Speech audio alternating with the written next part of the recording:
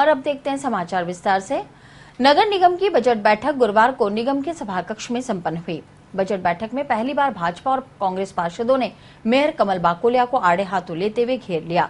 पक्ष और विपक्ष के हंगामे के बीच अवैध निर्माणों को नियमित करने, सफाई कर्मचारियों की भर्ती में हुई अनियमितता और निगम के अधिकारियों की लापरवाही को लेकर जमकर हंगामा बरपा।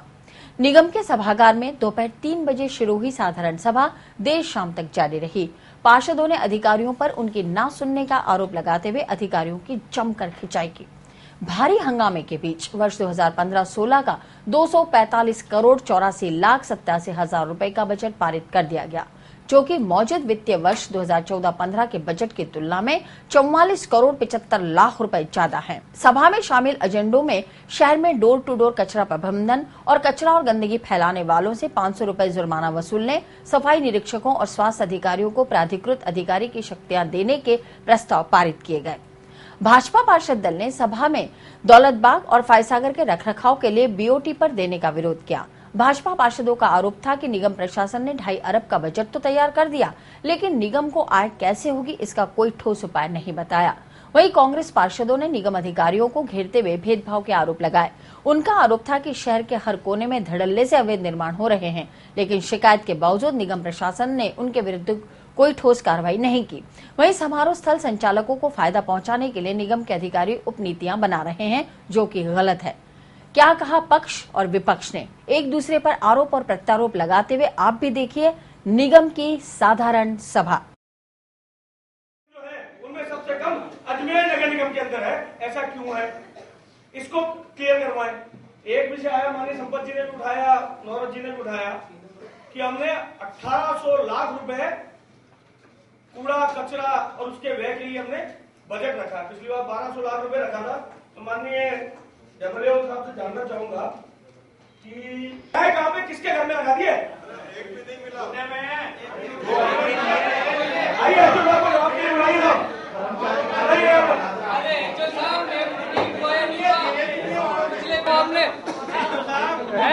पिछले 3 महीने से छोटा लोडिंग टेम्पो मांग रहा हूँ आपसे, आज तक टेम्पो ठीक नहीं हुआ आपसे।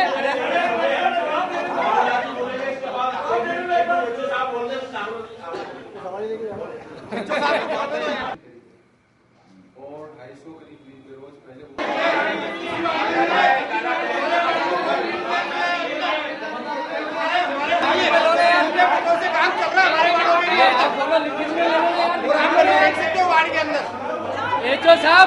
एचओ साहब आप जमादार और सर्किल इंस्पेक्टर ने, एचओ साहब आपको सर्किल इंस्पेक्टर ने और जमादार ने रख के दिया होगा ना, वो आप सदन में रख दो।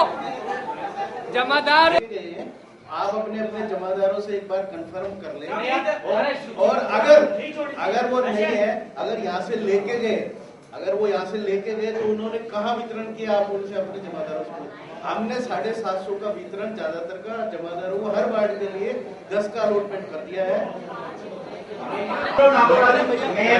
अखबारों में बड़ी जोरदार हेडिंग लगी थी और समाचार पत्र के द्वारा हमें भी मालूम पड़ा था कि पार्षदों की बहुत बड़ी भागीदारी है और विशेषकर कांग्रेस के पार्षदों की, कि इतनी बड़ी बड़ी बिल्डिंगों का जो निर्माण हुआ है वो कांग्रेस के पार्षदों के वार्ड में हुआ है और कांग्रेस के पार्षद उसमें घूसखोरी कर रहे हैं।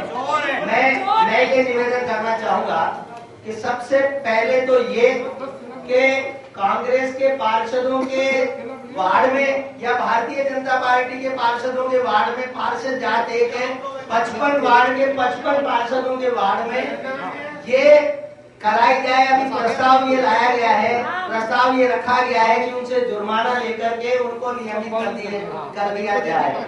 मैं इस पर अपना मत ये रखना चाह रहा हूँ कि वो तो पैसे वाले हैं, दामदाता है, भामाशाह है, जिन्होंने इतनी बड़ी बिल्डिंगों का निर्माण कर लिया कि भले नगर निगम में भुगते हो लेकिन जनता से वसूली नहीं की। क्या हमारा अधिकार वसूली बंद की जाए? ये जो हमें जनता ने इसलिए चुन के भेजा है कि हम उन्हें स्वस्थ करें और एरिया उनका बढ़िया है। अब ये वसूली हो रही है। जयपुर में अमानिशा के नारे के ऊपर जिस सरकार से टूटी वहाँ रोक लगा के हाईकोर्ट ने बोलाई बड़ा है क्या? अरे जो ये कार्रवाई आपके समझ प्रस्तुत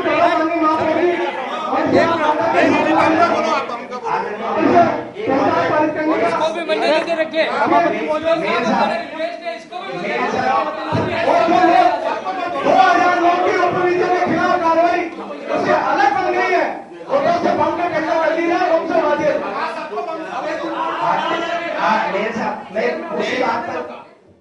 हम तो पिछले 5 साल इस बात का जवाब ही मांगते रहे और न तो आज संतुष्ट हो पाए, और मैं समझता हूं कि इससे पहले भी हम कोई संतुष्ट नहीं हुए।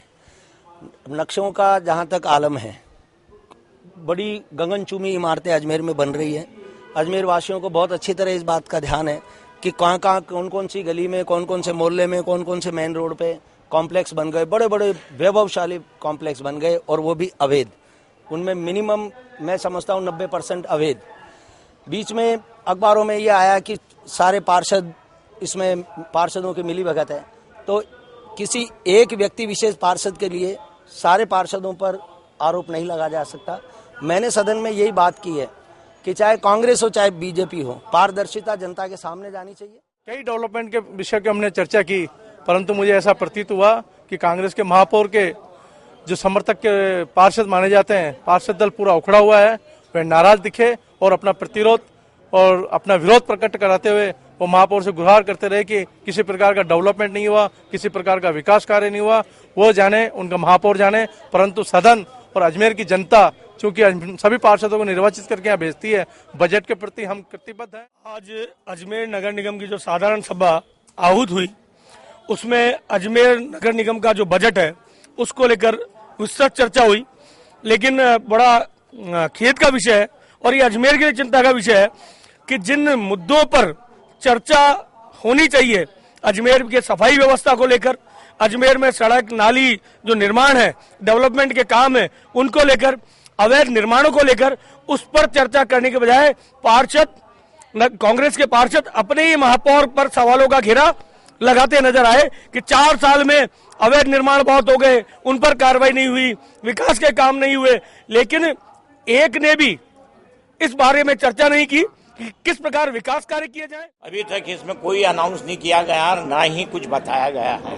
खाली ये है कि ये प्रस्ताव पास, वो प्रस्ताव पास, और जबकि क्षेत्र के लिए, विकास के लिए कितना हेरिटेज सिटी में, स्मार्ट सिटी में कितना करोड़ आ रहा है, कितना हमें मिलेगा और कितने करोड़ का हम बजट पास कर रहे हैं, ये कोई चर्चित विषय नहीं हुआ। मैंने अभी तक तो बात जो सुन रहे हैं वही देख रहे हैं, इनके अननेसेसरी बस डिस्कशन चल रहे हैं, और क्षेत्र के विकास हेतु कितना करोड़ का बजट पास होना चाहिए कोई नहीं अवगत करा है। विकास के कार्य होंगे, हमें पूरी उम्मीद है। आने वाली सरकार ने जो भी हमें बजट पास करने का ये अभी हम पारित करवा रहे हैं प्रस्ताव, बजट पास होगा ही होगा, विकास के कार्य होंगे ही होंगे, इसमें कोई शक की बात नहीं है। अब कौन जिम्मेदार होगा? अगर उस गरीब बस्ती में किसी को स्वाइन फ्लू की बीमारी शुरू हो गई तो कौन जिम्मेदार होगा? दूसरी बात, हम मेयर साहब को निवेदन कर करके थक गए, मेयर साहब क्यों नहीं ध्यान देते हमारी तरफ? क्या कारण है हमारी तरफ ध्यान नहीं देने का? और एसएसओ साहब कह रहे हैं कि वहाँ विवाद है, कचरा उठवाने के लिए कौन विवाद करेगा? गंदगी कौन चाहेगा? सफाई कराना कौन नहीं चाहेगा? जो वहाँ किस बात का विवाद है मुझे बताइए ना। मेरा मकान है, मेरे मकान के पीछे है, कोई विवाद नहीं है और वो बहाना लगा रहे हैं विवाद हो है।